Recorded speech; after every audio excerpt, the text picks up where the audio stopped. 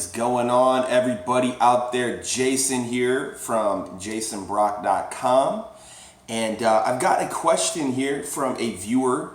I believe this came from a viewer. It says, I published my first ebook approximately 75 pages long a couple of weeks ago and it has barely sold any units. How can one boost sales? So if you guys are ever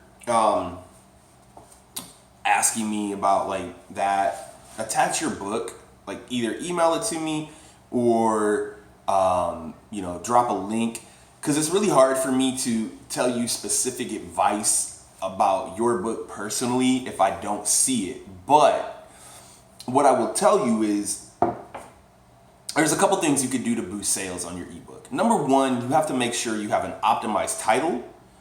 You have to have an optimized subtitle, okay, that's catchy, that draws people's attention. There's all kinds of stories from history of books that sat on the shelves for years without selling any units at all, and all they did was change the title of their book and it started selling like hotcakes. So take a look at your title. Is it captivating? Is it something that you would want to read? Then you go to the book cover. Is a book cover compelling?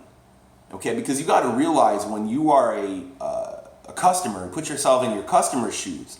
If you're browsing Amazon and you see what you have on Amazon, most people are on their phone. You have these really real small thumbnails. So we want to make sure that our ebook cover is optimized. You can go on Fiverr, you can search by highest rating, and you can find a myriad, I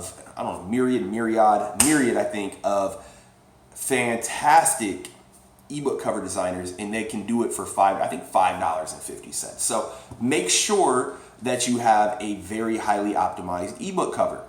Beyond that, those are the two things. And then once you start having people buy your book, if you can optimize those, then you have some data coming back at you. You'll have some reviews. So then you'll know if your book is good or not in the eyes of the public. So those are the first two things you need to do. Also, if your book's in a very obscure niche, if you're in something that like not a lot of people are buying, you might want to scrap your book and you want to go to where people are buying things. It's always good to have a little competition, but I always like to go into niches. I always like to publish books where there's a lot of competition, because that's what tells me people are buying stuff. So many people get scared off by competition when in actuality that's what you want.